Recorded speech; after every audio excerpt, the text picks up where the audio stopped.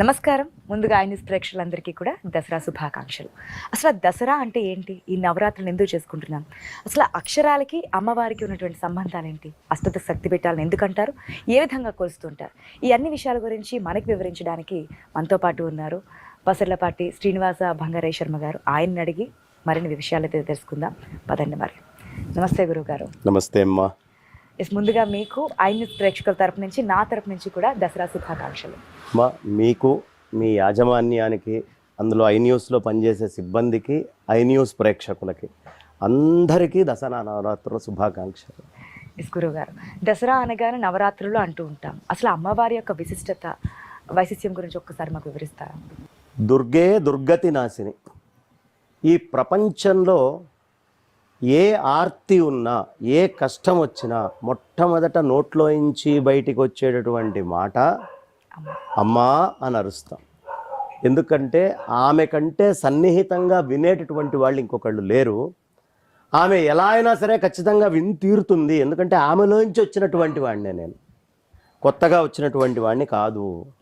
అందుకనే మనకి శృంగేరిలో అమావాస్య రోజు అద్భుతంగా మనకి బ్రహ్మాండ ప్రసూతిక అని ఆ అవతారం వేస్తారన్నమాట. అంటే మొట్టమొదట ప్రసూతి అనేటటువంటిది ఎక్కడ? బ్రహ్మాండంలో, అమ్మవారి దగ్గరే. కాబట్టి ఆ విధమైనటువంటి అలంకారం, ఈ జగత్తు, ఈ బ్రహ్మాండం మనకు కనిపించేదంతా ఎక్కడి నుంచి పుట్టిందయ్యా? ఆ అమ్మ నుంచే పుట్టింది. ఆ అమ్మలోకి బీజస్వరూపంగా పరమాత్మ వెళ్తే ఈ జగత్తంతా వచ్చింది.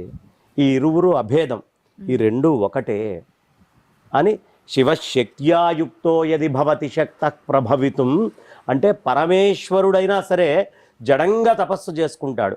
అమ్మవారి యొక్క సంపర్కం అయితే తప్ప సృష్టి, జగత్తు ఇవన్నీ పుట్టడానికి వీలు లేదు. అందుకని ఆ అమ్మవారిని అంత వైభవంగా మనకి చెప్పడం జరుగుతుంది. ఇక అమ్మవారే మనకి శక్తి అనేటటువంటిది ఏంటమ్మా? ఏ పని చేసినా కాస్త రేపు నాకు శక్తి లేదండి అంటారు. శక్తి అంటే ఎవరు? అమ్మే.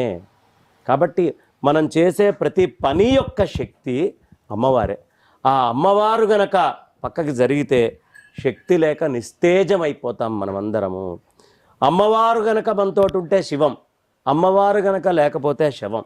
కాబట్టి ఆ శవము అనేటటువంటి స్థితి కాకుండా శివమై, ఆనందమై, చైతన్యమై, ప్రవాహమై ఉండాలి అంటే అమ్మ యొక్క అనుగ్రహం చాలా విశేషంగా ఉండాలి. నిజంగా గురుగారు, శివానికి శవానికి ఎంత అంటే చిన్న మార్పు కొద్దిగాలోనే. కాబట్టి ఆ అమ్మవారే ఈ మొత్తం బ్రహ్మాండాలన్నిటికీ మూలం. బ్రహ్మాండం అంటే ఏదో అనుకోవద్దమ్మా. ఎన్ని బ్రహ్మాండాలు ఉన్నాయ్యా? అనంత కోటి బ్రహ్మాండ జనని అంటారు అమ్మవారిని. అంటే ఇవాళ సైంటిస్టులు వచ్చి అయ్యా ఇదొక పాలపుంత, ఇట్లాంటి అనేకమైన పాలపుంతలు ఉన్నాయి, చాలా వాటిల్లో కొద్దిలో మనం ఉన్నాము అని వీళ్ళు చెప్తున్నారు. ఇవాళ వీళ్ళు చెప్తున్నటువంటి ఈ అంశము అనంతకోటి బ్రహ్మాండ జనని, అనంతకోటి బ్రహ్మాండాలు ఉన్నాయ్యా. ఇప్పుడు మనం ఉన్నటువంటిది ఒక హిరణ్మయ అండం. ఇది బ్రహ్మాండ పురాణంలో అమ్మవారి గురించి చెప్పేటప్పుడు ఉంటుంది. ఈ హిరణ్మయ అండములో 7 పాతాళ లోకాలు, 7 ఊర్ధ్వలోకాలు, అతల వితల సుతల తలాతల మహాతల రసాతల పాతాళ లోకాలు 7. భూ భువ సువ మహర్లోక, జనోలోక, తపోలోక, సత్యలోకాదులన్నీ కూడా ఊర్ధ్వలోకాలు. ఈ మొత్తము కలిపితే ఒక అండం అంట. దీనికి ఒక బ్రహ్మ ఉంటాడు, దీన్ని ఒక బ్రహ్మాండము అంట. ఇలాంటి అండాలు ఒక 1000 కలిస్తే ఒక అండం ఇది. ఇలాంటి 1000 కలిస్తే ఓ బ్రహ్మాండం. ఇలాంటి 1000కి ఒక బ్రహ్మదేవుడు ఉంటాడు. ఇలాంటి లోకాలు అనంత కోటి ఉన్నాయట అమ్మవారి యొక్క అనుగ్రహంతో.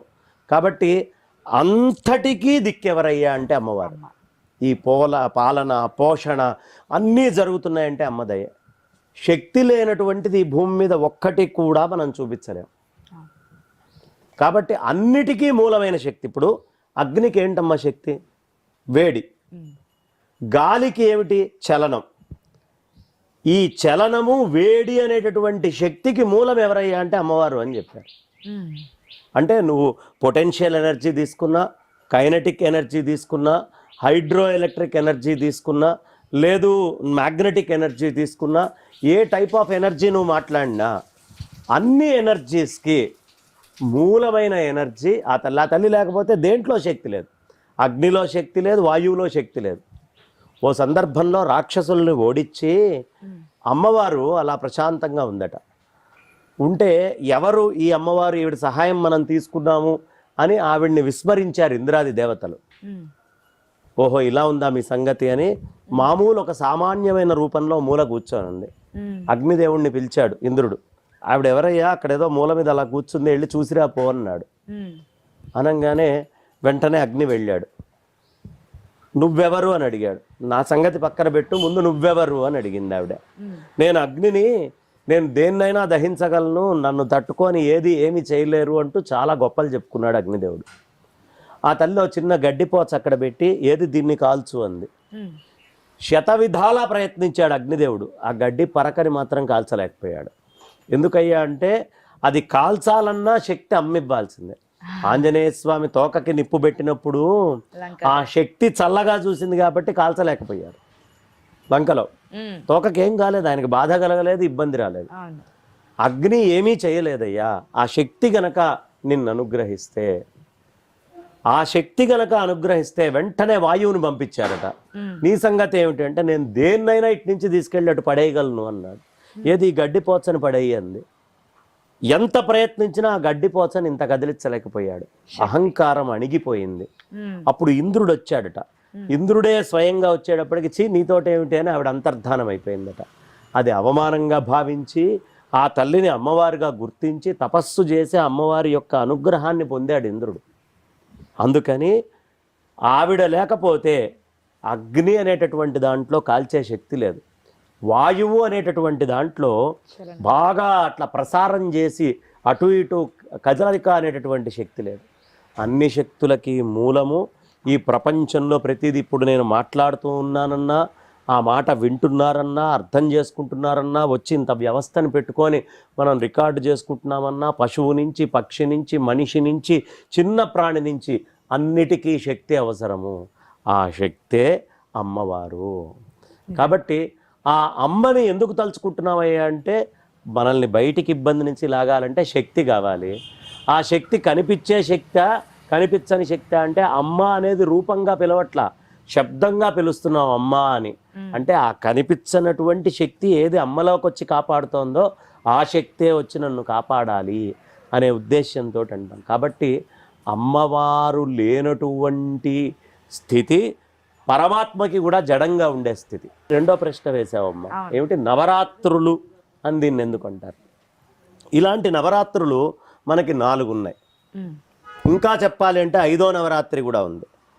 4 నవరాత్రులు ఏమిటయ్యా అంటే, ఒకటి వసంత నవరాత్రులు, అంటే చైత్రమాసంలో చేసుకునే నవరాత్రులు. 2 ఆషాఢ మాసంలో వస్తుంది. ఆషాఢంలో వచ్చేటటువంటి నవరాత్రుల్ని గర్భ నవరాత్రులు అంటారు. ఇది పాడ్యమి నుంచి నవమి దాకా చేసుకునే సంప్రదాయం ఒకటి, అష్టమి నుంచి పౌర్ణమి దాకా చేసుకునే సంప్రదాయం. ఇక 3వ నవరాత్రులు వచ్చేటప్పటికి అమ్మవారికి సంబంధించినవి. 3వ నవరాత్రులు వచ్చేటప్పటికి మనందరికీ కూడా సుపరిచితమైనటువంటి, ఎక్కువ ఇది చేసుకునేది కాస్త తక్కువ కానీ ప్రతి వాళ్ళ ఇంట్లో కొలుస్తారు శరన్నవరాత్రులు. శరదృతువు వచ్చినటువంటి నవరాత్రులు అంటే అమ్మవారి యొక్క విద్యల్ని చంద్ర విద్య అని పిలుస్తారమ్మ. అమ్మకి సంబంధించిన ఏ జ్ఞానమైనా చంద్ర విద్య. ఆ చంద్ర విద్య వల్లే వీటన్నిటికీ ఓషధులు వస్తున్నాయి అన్నమాట. అమృతత్వం వస్తుంది. వృక్షాలకి పండ్లు కానీ, ఓషధులు కానీ, మనం తినే రుచులు కానీ అన్నిటికీ మూలం చంద్రుడి నుంచి వస్తుంది. అలా మన శరీరంలో కూడా చంద్రశక్తి వస్తేనే మనం రసవంతులమైపోయి అమ్మ అనుగ్రహం ఉంటే బలిష్ఠులమవుతాం. కాబట్టి శరన్నవరాత్రుల్లో అమ్మవారిని కొలిస్తే అన్ని రకాలైనటువంటి శక్తులు ఈ శరీరం లోపలికి వస్తాయి. కాబట్టి శరన్నవరాత్రులు అని వీటిని అంటారు. చంద్రుడు కూడా భూమికి చాలా దగ్గరగా వస్తాడు ఈ శరన్నవరాత్రుల్లో, మిగతా అప్పుడు ఇంత దగ్గరగా ఉండడు. ఇక 4వది వచ్చి పుష్యమాసంలో ఒకటి జరుగుతుందమ్మా. దాన్ని అవి కూడా గర్భ నవరాత్రులు అని పిలుస్తారు వాటిల్ని కూడా. ఇక 5వది మాఘమాసంలో ఒకటి వస్తుంది. ఈ మాఘమాసంలో వచ్చేటటువంటి నవరాత్రులు ఏవైతే ఉన్నాయో అది చాలా విశేషమైనటువంటి, బాగా గొప్ప సాధకులైనటువంటి వాళ్ళందరూ చేయరు. సాధనలో చాలా ఉన్నత స్థితికి వెళ్ళినటువంటి వాళ్ళు చేసుకునే అనుష్ఠానము మాఘమాసంలో చేస్తారు. ఇలా మనకి పూర్తిగా రకరకాలుగా విభజించబడి కానీ ఎక్కువగా మనం అంటే ప్రజలకు తెలిసింది కానీ మాకు తెలిసింది కానీ శరణ్ నవరాత్రులే, దసరానే. వసంత నవరాత్రులు కూడా కొద్దిగా తెలిసి ఉంటుంది, వసంతోత్సవాలు అవి ఆడతాం కాబట్టి. ఈ నవరాత్రులు రాత్రిపూట ఎందుకు అంటే అమ్మవారిది చంద్ర విద్య కాబట్టి అది. రెండు, మనందరికీ చక్రాలు ఉన్నాయి. మూలాధార, స్వాధిష్టాన, మణిపూర, అనాహత, విశుద్ధ, ఆజ్ఞ, సహస్రారం అనే చక్రాలు. ఇందులో మూలాధారము అనేది చాలా కిందకి ఉంటుందన్నమాట, ఆ గుదస్థానము దగ్గర ఉంటుంది. అక్కడ ఉన్నటువంటి మూలాధారము బాగా అంధకారంగా చీకటిగా ఉంటుంది, లైటింగ్ చాలా తక్కువ కాబట్టి చీకటిగా ఉంటుందన్నమాట. ఆ అంధకారంగా ఉండే మూలాధారము దగ్గర ఈ తల్లి కూడా కాళిగా, దుర్గగా అట్లా రకరకాలుగా మనం పిలుస్తూ ఉంటాం. కాళి అంటే నల్లటి వర్ణం కలిగింది. అక్కడే ఆ అమ్మవారిని పరమేశ్వరుడు కాళీ కాళీ అని ఆట పట్టించాడట. అప్పుడు ఆ తల్లి నల్లపిల్ల నల్లపిల్ల అన్నాడట. అంటే ఆవిడ తపస్సు చేస్తే అక్కడ నుంచి ఆవిడ గౌరవర్ణాన్ని పొంది గౌరిగా మారింది. కాళి గౌరిగా మారింది. ఆ గౌరి ఎలా ఉంటుందయ్యా అంటే బంగారపు వర్ణంలో ఉంటుంది. అందుకనే ఇవాళ ఇంద్రకీలాద్రి పర్వతం మీద అమ్మవారికి స్వర్ణ కవచంతో కూడినటువంటిది, ఆరంభం రోజు స్వర్ణ కవచంతో కూడినటువంటి అలంకారం చేస్తారు. దానికి ముఖ్యమైనటువంటి కారణం అదే. అట్లా చేసుకుంటూ ఆ అమ్మవారికి పెట్టేటువంటి నైవేద్యాలు ఇవన్నీ బాగుంది. ఈ నవరాత్రులు అని పిలవడానికి ఈ అంధకారం నుంచి, మనమందరం ఎక్కడున్నాం, అంధకారంలోనే ఉన్నాం. ఈ అంధకారం నుంచి బయటికి గౌరవర్ణ శక్తిని తీసుకురాగలిగినటువంటిది అమ్మవారే. కాబట్టి అమ్మవారి యొక్క శక్తి ఉంటేనే జ్ఞానం వస్తుంది. దేనికైనా మూలం అమ్మే. అమ్మే సృష్టికి మొత్తం కూడా మూలం అమ్మే. ఇవాళ నేను మాట్లాడుతున్నానంటే చిన్నప్పుడు మా అమ్మ చెప్పిన ఆ నుంచి అక్షరాలే, అంతే కదా, అక్కడి నుంచే మొదలవుతాయి శబ్దాలన్నీ కూడా. కాబట్టి పరా, పశ్యంతి, మధ్యమ, వైఖరి అని శబ్దాలు ఉంటాయమ్మా. ఈ శబ్ద భాండాగారము చాలా విశేషమైనటువంటిది. ఈ నవరాత్రులు అంధకారం నుంచి సహస్రారానికి పైన ఉండేటటువంటి ఆ అమ్మవారి మణిద్వీపం ఏదైతే ఉంటుందో ఆ మణిద్వీపాన్ని చాలా విశేషంగా వర్ణిస్తారు. ఆ మణిద్వీపానికి తీసుకొని వెళ్ళేటటువంటిది కాబట్టి ఈ నవరాత్రుల సాధన మూలాధారం దగ్గర ఉండేవాడు సహస్రారానికి చేరి ఆ జీవబ్రహ్మాత్మీక యోగాన్ని ఇచ్చేటటువంటి శక్తి అమ్మవారు. ఆవిడ లేకపోతే ఎందుకు పనికిరాం. అంటే మనం ఇంటర్వ్యూ స్టార్ట్ చేసినప్పటి నుంచి, అంటే మా ప్రేక్షకులకి దసరా యొక్క విశిష్టత చెప్తున్నప్పటి నుంచి కూడా మనం మాట్లాడుకునేది ఒక శక్తి. అంటే అది లేకపోతే కనుక అసలు ఎవరూ లేము. ఇలా కూర్చొని కనీసం ఈ చేయి మూమెంట్ ఇవ్వాలన్నా, నోటి నుంచి మాట రావాలన్నా, దేనికైనా సరే మనకి బలం కావాలి, అది శక్తి కింద. అష్టాదశ శక్తిపీఠాలు అని చెప్పి మనం చెప్తూ ఉంటాం. దాని యొక్క విశిష్టత అంటే దాని గురించి చెప్పాలంటే ఏం చెప్తారు మా ప్రేక్షకులకి? అద్భుతమైన ప్రశ్నమ్మ. అష్టాదశ శక్తిపీఠాలు అని మనం అంటాం. కానీ ఈ శక్తిపీఠాల చరిత్ర చాలా విశేషంగా ఉంటుంది. ఆ చరిత్ర చెప్పుకోవాలంటే ఒక ఎపిసోడ్ సరిపోదు. ఒక్క పీఠానికి ఒక ఎపిసోడ్ పెట్టుకున్నా కూడా న్యాయం చేయలేం. కాబట్టి అంత చరిత్ర ఉంటుంది. పేర్లు అనుకుందాం ఊరికినే. లంకాయాం శాంకరీదేవి, కామాక్షి కంచికాపురే, ప్రద్యుమ్నే శృంఖలాదేవి, చాముండా క్రౌంచపట్టనే, అలంపురి జోగులాంబ, శ్రీశైలే భ్రమరాంబిక, కొల్హాపురే మహాలక్ష్మి, మయూరే ఏకవీర్యక, ఉజ్జయిన్యాం మహాకాళి, పీఠాయాం పురుహూతిక, ఓఢ్యానే గిరిజాదేవి, మాణిక్యా దక్షవాటికే, హరిక్షేత్రే కామరూపి, ప్రయాగే మాధవేశ్వరి, జ్వాలాయాం వైష్ణవీదేవి, గయా మాంగళ్య గౌరిక, వారణాస్యాం విశాలాక్షి, కాశ్మీరే తు సరస్వతి, అష్టాదశ సుపీఠేషు యోగ విధ్యాన నిర్మితం, తాసాం స్మరణమాత్రేణ మృత్యు దారిద్ర్యనాశనం, సాయంకాలే పఠేన్నిత్యం సర్వశత్రు వినాశనం, సర్వవ్యాధిహం ఆరోగ్యం, సర్వసంపత్కరం శుభం అని చెప్తారు. కాబట్టి ఇవి అష్టాదశ శక్తిపీఠాలు. ఇప్పుడు ఈ అష్టాదశ శక్తిపీఠాల గురించి కొంచెం అవగాహన రావాలి అంటే, మొట్టమొదట ఏం జరిగిందయ్యా అంటే, సతీదేవి యొక్క కథ మనందరికీ తెలుసు. ఈ దక్షుడు ఆయన ఓ సందర్భంలో ప్రశాంతంగా కూర్చొని ఉంటే బ్రహ్మదేవుడు వెళ్ళి, నాకు నువ్వు ఎలా అయినా సరే తపస్సు చేసి శివుణ్ణి కూడా వరించగలిగేటటువంటి ఒక స్త్రీని నువ్వు కనాలయ్యా, ఒక ఆడపిల్లని అని అడిగాడు. ఎందుకు అన్నాడు. ఏమీ లేదు, నేను సృష్టి అనేటటువంటిది చేస్తూ ఒక అందమైనటువంటి యక్షిణిని తయారు చేసి ఆమె మీదే నాకు మనస్సు వెళ్ళింది, 10 మందిలో నేను అవమానాల పాలయ్యాను, పరమేశ్వరుడు వచ్చి నాకు బుద్ధి చెప్పాడు, ఆయన ఏదో పూర్తిగా కామాన్ని జయించినట్టుగా నాకు బుద్ధి చెప్పాడు, కాబట్టి ఇప్పుడు ఒక అమ్మాయిని నువ్వు కానీ ఆ అమ్మాయి పరమేశ్వరుణ్ణి వివాహం చేసుకుంటే ఆయనకు అప్పుడు అర్థమవుతుందయ్యా ఏమిటిది అనేది అని చెప్పి దక్షుడిని అడుగుతాడు. దక్షుడు ఘోరమైన తపస్సు చేస్తాడు. ఆ ఘోరమైనటువంటి తపస్సు చేసేటప్పటికీ దక్షుడికి అమ్మవారు ప్రత్యక్షమైందట. ఏం కావాలి అంది. అమ్మ నువ్వు నాకు పుత్రికగా పుట్టి పరమేశ్వరుడికి శ్రీమతిగా నువ్వు వివాహం చేసుకోవాలి ఆయన్ని. ఓ దాందే ఉంది, సరే నువ్వు కోరుకున్నావు కదా అని అనుగ్రహించింది.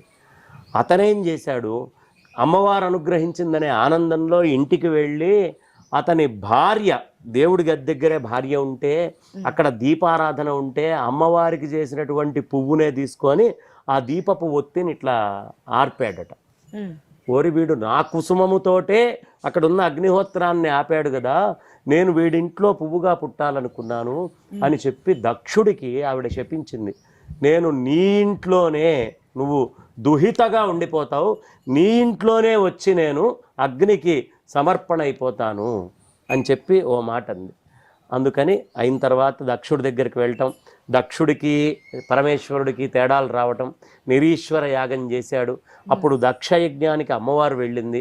ఆ అమ్మవారు తట్టుకోలేక అక్కడ శివనింద చేస్తే, నేను మా ఇంటికి వెళ్తే నన్ను మళ్ళీ మా ఆయన దాక్షాయని అని పిలవాలి, నీ కూతురిగా నేను ఉండడానికి పనికిరాను అని చెప్పి అక్కడే అగ్నిహోత్రంలో శరీరాన్ని చాలిచ్చింది. సరే తర్వాత పరమేశ్వరుడు జటాజూటం నుంచి తీయటం, వీరభద్రుడు రావటం, దక్షుడి తల తెగిపడటం, మేకతల రావటం, ఇదంతా ఒకటి. ఆ అమ్మవారి యొక్క శరీరాన్ని తాపం తట్టుకోలేకపోయాడు, అమ్మవారి యొక్క వియోగం పరమేశ్వరుడు. ఆ మొత్తము అగ్నితోటి మండిపోతున్నటువంటి రూపాన్ని తీసుకొని చాలా దుఃఖముతో రౌద్ర రూపంతో నృత్యం చేస్తూ తిరుగుతున్నాడట ఆయన పిచ్చివాడిలాగా. అయ్యో నా శక్తి ఇక్కడ అంటే సాకారంగా ఉన్నది నిరాకారంగా వెళ్ళిపోతోంది, నిరాకారంగా ఉన్నది సాకారంగా వచ్చింది, మళ్ళీ నిరాకారం అయిపోతోంది అని చెప్పి అతను చాలా బాధపడుతూ ఉంటే అప్పుడు ఆయన అక్కడ విష్ణుమూర్తి వచ్చి ఇది గ్రహించి, పరమేశ్వరుడు సంహార క్రియ చేయకుండా ఇలా ఉంటే దుఃఖముతోటి సృష్టి మొత్తము చిన్నాభిన్నమవుతుంది అని ఆయన చక్రముతో అమ్మవారిని ఖండించటం మొదలుపెట్టాడు నృత్యంలో. ఒక్కొక్కటి ఒక్కొక్క దగ్గరికి వెళ్ళి పడ్డాయమ్మ. అట్లా మొత్తము 50 ముక్కలు 51 ముక్కలు అని రెండుగా చెప్తారు. ఈ 51 ముక్కలే ప్రధానంగా తీసుకొని అష్టాదశ శక్తి పీఠాలుగా మన వాళ్ళు చెప్తారు. అందులో 18 ప్రధానం అంటారు. అదేమిటండి అంటే అది ఏమీ లేదమ్మా, నాశరహితమైనటువంటి శక్తిని 50 అక్షరాలుగా విభజించారు. అవే 51 అక్షరాలని, ఆ 51 అక్షరాలని మళ్ళీ విభజన చేస్తూ అష్టాదశ శక్తి పీఠాలుగా మనవాడు. ఇప్పుడు ఇంత వివరంగా చెప్పారు కదా గురువుగారు, అసలు అక్షరాలకి అమ్మవారికి సంబంధం ఏంటి అంటే ఏ విధంగా చెప్తారు? తప్పకుండా అమ్మ, చాలా అద్భుతమైనటువంటి ప్రశ్న ఇది. చాలా తక్కువ మందికి మాత్రమే దీని మీద కొంచెం అవగాహన ఉంటుంది. ఇక్కడ మనకి తెలుగు భాష లేదు సంస్కృత భాష నువ్వు మొత్తం తీసుకున్నావంటే అచ్చులు, ఉభయాక్షరాలు, హల్లులు, అలాగే అనునాసికాక్షరాలు, హల్లుల్లో వర్గాక్షరాలు, అనునాసికాక్షరాలు, అలాగే అంతస్థముల్లో ఊష్మాలలో సంయుక్తాక్షరాలు, ఇవన్నీ తీసుకుంటే 18 వస్తాయమ్మా మనకి. ఎలా అంటే అచ్చులలో ఆ, ఈ, ఉ, ఈ 3 అక్షరాలు, 3 సరిపోయినాయి కదా. ఉభయాక్షరాల్లో అం, అహ, ఈ 2 అక్షరాలు తీసుకున్నాం, ఇక్కడికి 5 అయిపోయినాయి కదా. హల్లులలో ఉండేటటువంటి వర్గాక్షరాలు తీసుకుంటే క, చ, ట, త, ప, ఇవి 5 ఉన్నాయా అంటే కాక్క కాక్క కచట తప వచ్చేసినాయి కదా 5. ఇక అనునాసిక అక్షరాలు అనేటటువంటివి మనం ముక్కు కొంచెం పైన భాగం తీసుకొని పలుకుతాం. ఎలా ఇణ్య, మా, ఇణి, అణ, నా, ఇవి ఉన్నాయి కదా, ఇవన్నీ కూడా అనునాసిక అక్షరాలు అంటాం. ఇక అంతస్థములు అనేవి చివరిలో యా అనేది ఒక అక్షరం. ఇక్కడికి 5, 5, 10, 3, 2, 13, 2, 15 అంతస్థాలతోటి 16 అయింది. ఊష్మాలలో ష 17 అయినాయా. సంయుక్త అక్షరాల్లో క్ష 18. అంటే మొత్తము అక్షరాలని గనక మనం విభజించుకుంటే ఈ మొత్తము కలిపి 18. ఇవే భూమి మీద ఉండేటటువంటి 18 శక్తిపీఠాలు. ఈ మిగతా అన్నిటినీ వీటికి ఉపశాఖల కింద తీసుకొని ఉపపీఠాల కింద మన వాళ్ళు చెప్తూ ఉంటారు. కాబట్టి ఈ ఉపపీఠాలు పీఠాలు ఇవన్నీ కూడా ఆ అమ్మవారి యొక్క అక్షర శక్తులే. అందుకనే అమ్మవారికి బీజాలు కానీ హ్రీం బీజం అంటారు, శ్లీం బీజం అంటారు, క్లీం బీజము, కామ బీజం అంటారు, విద్యా బీజం అంటారు, సరస్వతి, ఇట్లా రకరకాలైనటువంటి బీజాలన్నీ కూడా పుట్టుకొచ్చినటువంటిది. దాంట్లో నుంచే ఈ అక్షర రాశి అంతా వచ్చిందయ్యా అని చెప్పడానికి ఆ బీజమైన దాన్ని చూపించి దాని నుంచి వచ్చినటువంటి వృక్షమైన అక్షరాలని మనకు చెప్తారు. కాబట్టి ఈ అక్షరాలే ఒక్కొక్క శక్తిపీఠం. మనం ఎక్కడెక్కడికి వెళ్ళి సాధన చేస్తాం, ఎక్కడున్నాయ్యా ఈ శక్తిపీఠాలు? ఈ శక్తిపీఠాలన్నీ మన శరీరంలోనే ఉన్నాయి. ఒక్కొక్కటి ఒక్కొక్క ప్రదేశంలోంచి మన శరీరంలోంచి పలుకుతున్నాయి.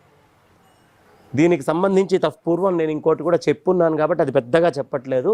ఆ అక్షరాలు మనకన్నీ ఏవేవైతే అష్టస్థానాలు ఉన్నాయో పలకడానికి, అక్కడ ఒక్కొక్క స్థానం నుంచి ఒక్కొక్కటి శబ్దాలుగా బయటికి వచ్చి అవే శక్తులుగా బయట ప్రపంచానికి మొత్తానికి శబ్ద బ్రహ్మముగా మనకి ఇక్కడ నిల్చొని ఉంది. ఎప్పుడూ ఆకాశము బాగా నిండి ఉంది. ఆకాశము దాని యొక్క అధిభూతము ఎప్పుడైనా వినికిడి శబ్దమే. ఆకాశానికి మూలం శబ్దం, వాయువుకి స్పర్శ, అగ్నికి రూపము, జలానికి రుచి, భూమికి గంధం. అంటే ఎక్కువ భాగం ఏది ఉంది? ఆకాశం, స్పేసే ఎక్కువ మిగతా అన్నిటికంటే. కాబట్టి స్పేస్ అంతా శబ్దస్వరూపమే ఉంది. ఆ శబ్దస్వరూపం మొత్తం అమ్మవారే. ఎక్కడెక్కడో ఉండే ఈ అక్షర స్వరూపం అంతా ఏకీకృతం చేస్తే నువ్వే శివశక్తి స్వరూపాన్ని అవుతావు. అదే మోక్షము అని చెప్పేటటువంటిది ఈ నవరాత్రుల్లో చేయాల్సినటువంటి సాధనే ఈ అక్షర సాధన. చాలా చక్కగా చెప్పారు గురువుగారు. ఓకే, దసరా గురించి, నవరాత్రుల గురించి, అష్టాదశ శక్తిపీఠాల గురించి చాలా వివరంగా చెప్పుకున్న అక్షరాలకి అమ్మవారికి ఉన్నటువంటి సంబంధం. కానీ ఒకటి నా ప్రత్యేకంగా నా పర్సనల్ వ్యక్తిగతంగా ఉన్నటువంటి ప్రశ్న, ఇన్ని ఆవులు ఇన్ని దూడలు చేస్తూ ఉన్నారు, ఇప్పటి నుంచి దాదాపుగా కొన్ని సంవత్సరాలు చేస్తూ ఉన్నారు, ఎలా సాధ్యమవుతుంది గురుగారు? దీని వెనుక అసలు మీకు చెయ్యాలి అన్న కోరిక ఏ విధంగా వచ్చింది? అంటే చిన్నప్పటి నుంచి ఆవులంటే నాకు చాలా ఇష్టం అమ్మ. గవాం అంగేషు తిష్టంతి భువనాని చతుర్దశ. ఈ అండానికి సంబంధించినటువంటివన్నీ కూడా ఒక ఆవులో ఉంటాయి. కాబట్టి ఈ భూమిని కాపాడుతున్నటువంటిది ఏమిటి అంటే ఆవు అని నిస్సంకోచంగా చెప్తారమ్మ. అందుకనే గోభిర్ విప్రైశ్చ వేదైశ్చ సతీభి సత్యవాదిభి అలుబ్ధై తానశీలైశ్చ సప్తయతే ధార్యతే మహి. ఈ భూమిని కాపాడుతోంది ఆవట. ఏమండి ఆవేనా అంటే మిగతా అన్ని జంతువుల నుంచి కూడా వ్యర్థ పదార్థాలు వస్తాయి, కానీ ఆవులో ఉన్నంత సారభూతమైనటువంటి ఎరువు వేరే ఏ జంతువునందు అంత ఎరువు రాదు. ఒక్క గొప్ప విషయం చెప్తానమ్మా, జడమైన పదార్థాన్ని చైతన్యంగా మార్చేది ఆవు. చైతన్యం అనేటటువంటి మనము జడమై ఉన్నాం. ఎలా అంటే ఇప్పుడు బాగా మనకి పొలాల్లో కోతలు కోసేశారు. కోతలు కోసినటువంటి కట్ట, కందికట్ట ఇవన్నీ కింద పడేస్తారు. అది జడ పదార్థమేనా? కందికట్ట జడమేనా? గడ్డి జడ పదార్థమే కదా, ఎండిపోయిన గడ్డి. ఈ జడ పదార్థమైన ఎండిపోయిన గడ్డినియను ఆ ఎండిపోయినటువంటి కందికట్ట లాంటి వాటన్నిటినీ ఇది తిని ఏం చేస్తోంది? చైతన్యమైన పాలని, అంటే మళ్ళీ సంతానం ఉత్పత్తి కావడానికి మిగతా అన్నిటికీ అవసరమైన పాలల్లో చైతన్యం ఉంది, గడ్డిలో లేదు. ఈ జడాన్ని చైతన్యంగా మారుస్తోంది. తర్వాత ఆవు పేడ, మనకు కావాల్సినంత నైట్రోజన్, ఫాస్ఫరస్, ఇవాళ భూమికి అవసరమైనటువంటి కెమికల్స్ అన్నీ కూడా ఆవు పేడలో నుంచి వస్తున్నాయి. జడంగా అది తిన్నటువంటి దాన్ని చైతన్యమై మళ్ళీ భూమి నుంచి సారం రావడానికి, పండించడానికి మూలమవుతోంది. అదేవిధంగా పాలని, ఆహారాలని అన్నిటినీ ఇచ్చి మనమందరం ఆరోగ్యంగా ఉండడానికి కారణమవుతోంది. కాబట్టి జడాన్ని చైతన్యం చేసేది ఆవు. కాబట్టి చిన్నప్పటి నుంచి ఈ ఆవులు అనేటటువంటిది ఒక ప్రత్యేకమైనటువంటి ప్రీతి, ఇష్టం నాకు. అందుకనే కానీ దీన్ని అంటే ఇలా మెయింటైన్ చేయాలి అంటే ఇన్ని ఆవులు, దాదాపుగా చాలా ఆవులు ఉన్నాయి, దూడలు ఉన్నాయి, మెయింటెనెన్స్ కూడా చాలా కష్టం కదా గురువుగారు. ఈ అంటే ఒకటమ్మా, ఈ ప్రపంచంలో శక్తి ఉంటే అసాధ్యమైనది ఏది లేదు. దానికి కారణం ఏమిటయ్యా అంటే, నేను దానికి అన్నం పెడుతున్నాను అనుకుంటే అహంకారం, దానికి నేను గడ్డి పెడుతున్నాను అనుకుంటే అహంకారం.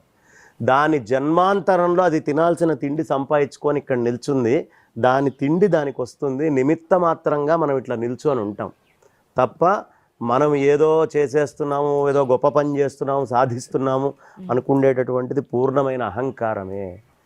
ఆ శక్తే దానికి అన్నాన్ని ఇస్తోంది, ఆ శక్తే మనతోటి ఆ పని చేసేటటువంటిది. సంకల్పం అనేటటువంటిది ఒకటి ఉంటే చాలు, ఖచ్చితంగా శక్తి అమ్మే ఇచ్చి అమ్మ నిలబెట్టుకుంటుంది.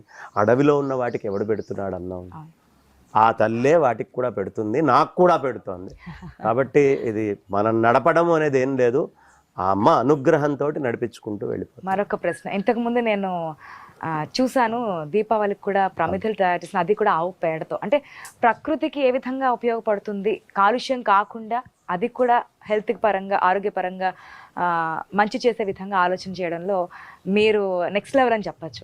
సో ఇప్పటి నుంచే ఆవు పేడతో ఏ విధంగా ఒకవేళ ప్రమిదలు వెలిగించినా అది ఆరోగ్యానికి మంచి చేకూర్చే విధంగా ఆలోచించడం అనేది, ఈ ఆలోచన ఎక్కడి నుంచి వచ్చిందండి? అయితే అమ్మా, నేను ఎక్కడికి వెళ్ళినా ఈ కొవ్వు ఉంటుంది కదా, కొవ్వుతోటి కొవ్వొత్తులు వాటిల్ని వెలిగించడం అనేది చేస్తున్నారు.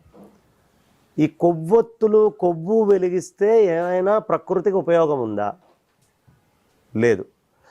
అదే ఆవు యొక్క పేడలో అనేకమైనటువంటి ప్రధానమైన లక్షణాలు గుణాలు ఉన్నాయని తెలుసు కదా. కొంచెం మట్టి తీసుకొని ఆ బంకమట్టిలోనే ఆవు పేడని కలిపి దాన్ని పిసికి అచ్చు కింద వేసి దాంట్లో కొంచెం నెయ్యి కూడా వేస్తాం, వేసి ఆ అచ్చు కింద దాన్ని తయారు చేసి దాన్ని ప్రమిదం చేసి అందులో గనక నూనె పోసి దీపం వెలిగిస్తే ఈ భూమికి ఏదైతే సారం ఇస్తుందో అది మళ్ళీ ఎప్పుడైనా ప్రమిద భూమిలో కలిసిపోవాలి కదా.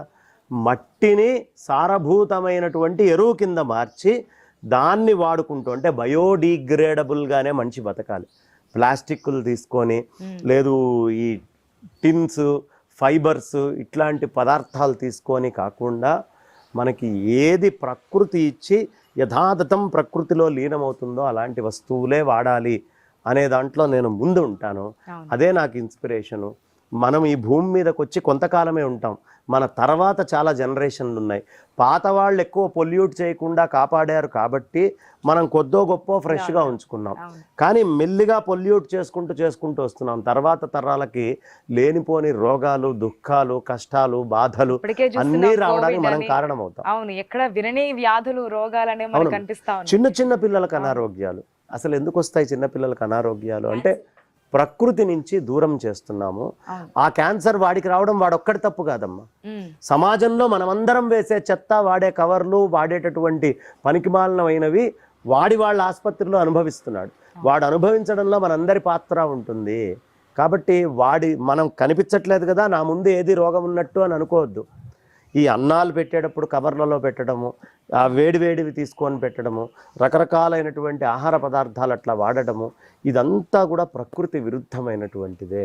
సాధ్యమైనంత మటుకు ప్రకృతి సిద్ధముగా శుద్ధమైనటువంటి స్థితిలో మనం ఆహారాల్ని తీసుకుండే పరిస్థితి ఉండాలి. అందుకనే నాకు పొల్యూషన్ అనేది చేయడం ఇష్టం లేక, చెయ్యకుండా ఉండేట్టుగా ఇన్ని ఆవులు ఉన్నాయి. అందుకని ఆ పేడనే లక్ష్మి. మనం దీపం దేనికోసం? లక్ష్మి రావాలనే కదా. కాబట్టి ఈ మృత్తు ఒక లక్ష్మి, ఆ పేడ ఒక లక్ష్మి.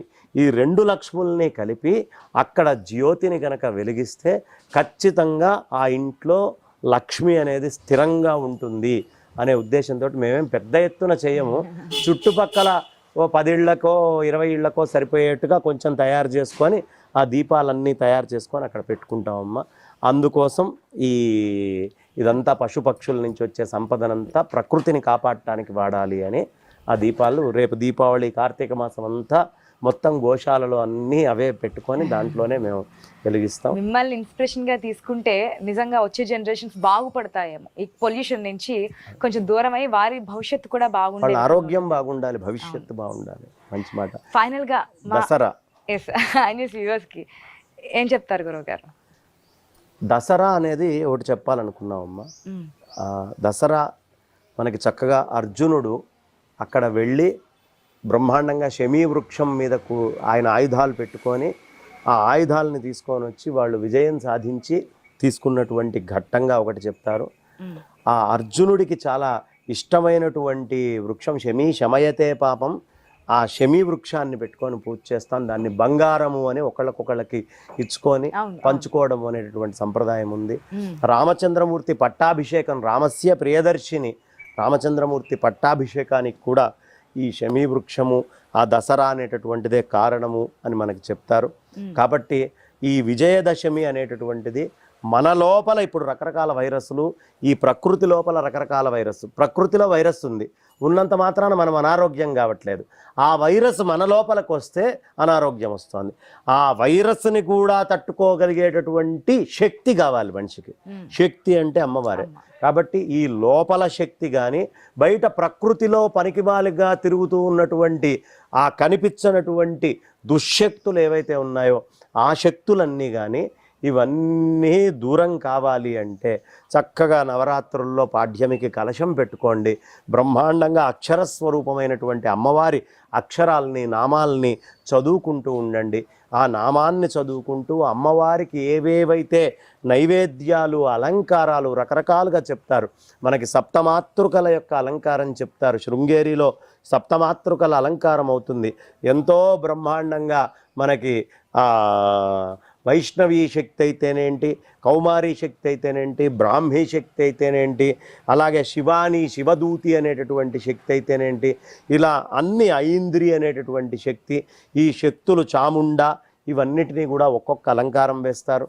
అలాగే మనకి భువనేశ్వరి అమ్మవారిగా, బాలా త్రిపుర సుందరిగా, అద్భుతమైనటువంటి గాయత్రి అమ్మవారిగా, అన్నపూర్ణాదేవిగా, సరస్వతిగా, దుర్గగా, అలా రకరకాలైనటువంటి అవతారాలను వేసుకొని ఆ అమ్మ యొక్క అనుగ్రహాన్ని ఈ 7 రోజులు శ్రద్ధగా, ఈ 9 రోజులు ఒక తదేకమైన తపస్సుగా చేసుకుంటే దాని ఫలితం వల్ల అందరూ ఆరోగ్యంగా ఉంటారమ్మా.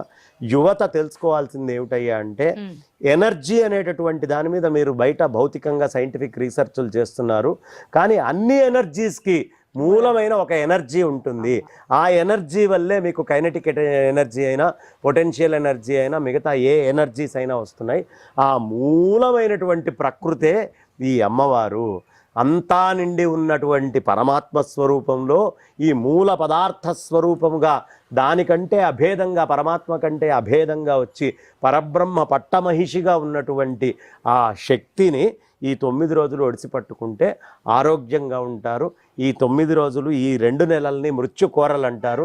మృత్యుకోరల నుంచి బయటపడాలి అంటే అమ్మ అనుగ్రహం ఉంటేనే మనం అందరం బయటపడతాం. కాబట్టి ఆ విధమైన ప్రయత్నం అందరము చెయ్యాలి అని నేను కోరుకుంటూ, అందరూ అమ్మని వదిలిపెట్టకండి. అమ్మని స్తోత్రం చేసే ఏ అక్షరాన్ని వదిలిపెట్టకండి.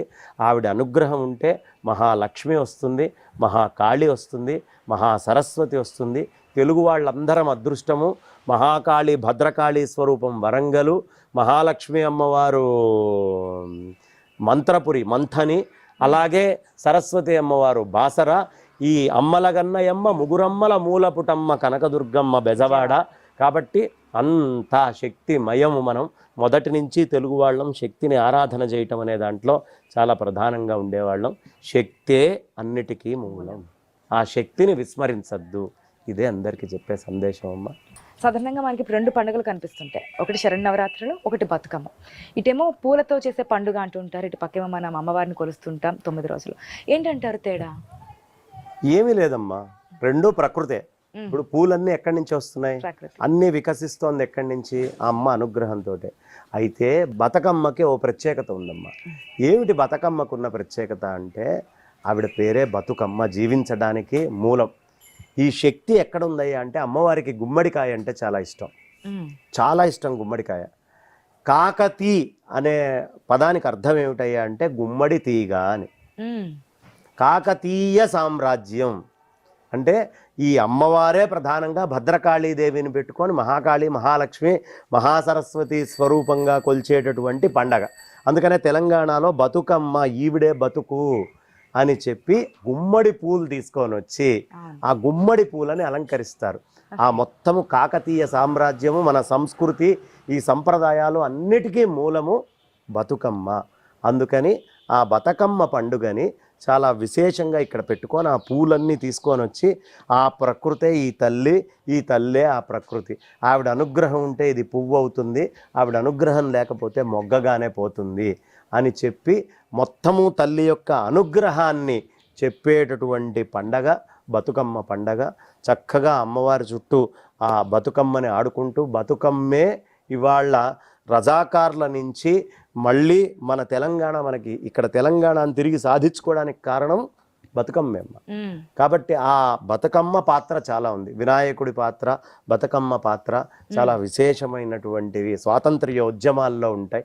కాబట్టి అలాంటి ఆ బతుకమ్మకి అవినాభావ సంబంధంతో కూడి ఉన్నటువంటి మన అందరం కూడా నిత్యము ప్రణామం చేసుకోవాలి అని చెప్తూ నా వాణికి విరామాన్ని ఇస్తున్నానమ్మా. థ్యాంక్ యూ గురుగారు, ధన్యవాదాలు. ధన్యవాదాలు. చాలా విషయాలు ఈ జనరేషన్కి మెయిన్గా మాలాంటి వాళ్ళకి, లేదంటే వచ్చే జనరేషన్ ఏ విధంగా బాగుపడుతుంది, వాళ్ళు ఏ విధంగా భవిష్యత్తు బాగుంటుంది అనే విషయాల్ని చక్కగా వివరించారు. మరొకసారి ధన్యవాదాలు. మరొకసారి దసరా శుభాకాంక్షలు. వాసుదేవ, మీకు కూడా శుభాకాంక్షలు.